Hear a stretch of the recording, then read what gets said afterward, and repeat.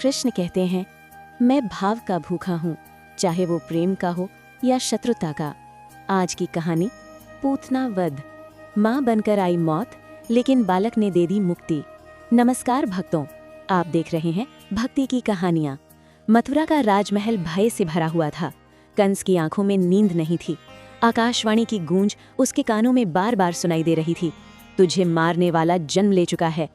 क्रोध और भय ने उसे बेचैन कर दिया। उसने अपने सबसे भयानक अस्त्र को बुलाया, एक ऐसी राक्षसी जो रूप बदलने में माहिर थी। उसका नाम था पूतना। कंस का आदेश, जाओ। कंस ने दांत भींचते हुए कहा, वृंदावन जाओ और हर नवजात शिशु को मार डालो। पूतना मुस्कुराई। उसकी आंखों में क्रूरता थी, लेकिन वो जानती थी उसे एक विशेष बालक की तलाश है। वो उड़ चली गोकुल की ओर। वृंदावन की सुबह। उधर गोकुल में सुबह की पहली किरणें नंद भवन के आंगन में उतर रही थीं। माँ यशोदा अपने नन्हे लाल को गोद में लिए झुला रही थीं। कृष्ण की हंसी घर को मंदिर बना रही थी। गोपियां बाहर खड़ी मुस्कुरा रही थीं। अरे यशोदा, तुम्हारा लाल तो जैसे चांद का टुकड़ा है। यशोदा गर्व से भर उठीं। उन्हें क्या पता था, आज गोकुल की परीक्षा है। एक अद्भुत स्त्री का आगमन। अचानक गांव में एक अलौकिक सुंदर स्त्री दिखाई दी। उसका रूप इतना मोहक था कि कोई भी उसकी सच्चाई नहीं पहचान पाया। गोपियां बोलीं, लगता है कोई देवी आई है।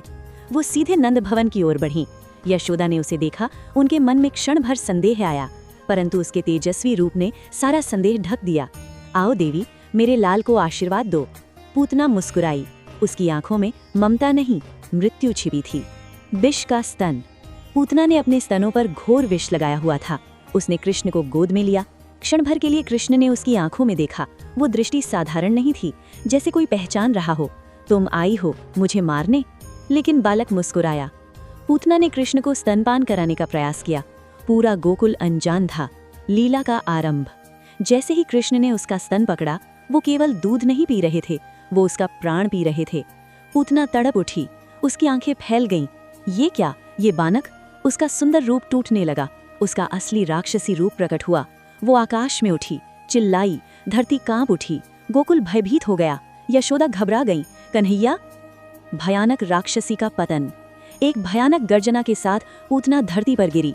उसका विशाल शरीर पूरा वन क्षेत्र घेर गया। गोप और ग्वाल बाल भागते हुए पहुंचे। उन्होंने देखा वो भयानक राक्षसी मृत पड़ी है और उसके सीने पर नन्हे कृष्ण शांत भाव से खेल रहे हैं, जैसे कुछ हुआ ही नहीं। माँ की ममता।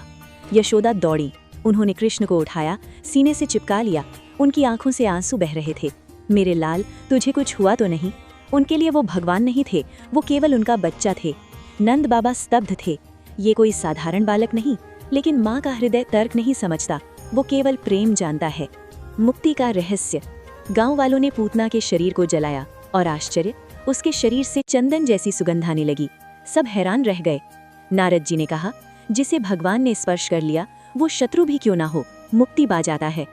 पूतना आई थी हत्या करने, लेकिन कृष्ण ने उसे माँ का स्थान दे दिया, क्योंकि उसने स्तनपान कराया। भाव चाहे झूठा था, लेकिन स्पर्श माँ का था। आध्यात्मिक अर्थ। पूतना क्या है? वो है झूठा स्नेह, दिखावटी प्रेम, विषैली भावना। आज भी संसार में कई पूतनाएं हैं जो मुस्कुराकर विष देती हैं, लेकिन अगर हृदय में कृष्ण है तो वो विष भी अमृत बन जाता है। कृष्ण हमें सिखाते हैं, मैं दोष नहीं देखता, मैं भाव देखता हूँ। अंतिम संदेश। उस दिन गोकुल ने सीखा, भय चाहे कितना भी बड़ा हो, अगर घर में कृष्ण है तो कोई राक्षस नहीं टिक सकता। और हम सीखते हैं, भगवान दंड देने नहीं, उद्धार करने आते हैं, यहाँ तक कि शत्रु का भी।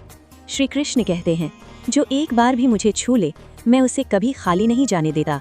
भगवान श्री कृष्ण की कृपा आप सभी पर बने रहे। जय श्री कृष्ण।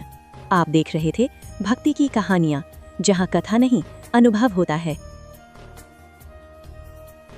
अगर आपको हमारी स्टोरी वीडियो अच्छी लगी हो तो हमारे वीडियो को लाइक करें, चैनल को सब्सक्राइब करें और अपने फ्रेंड्स के साथ भी शेयर कीजिए। और कमेंट में बताइए कि कैसी लगी आपको ये स्टोरी। धन्यवाद।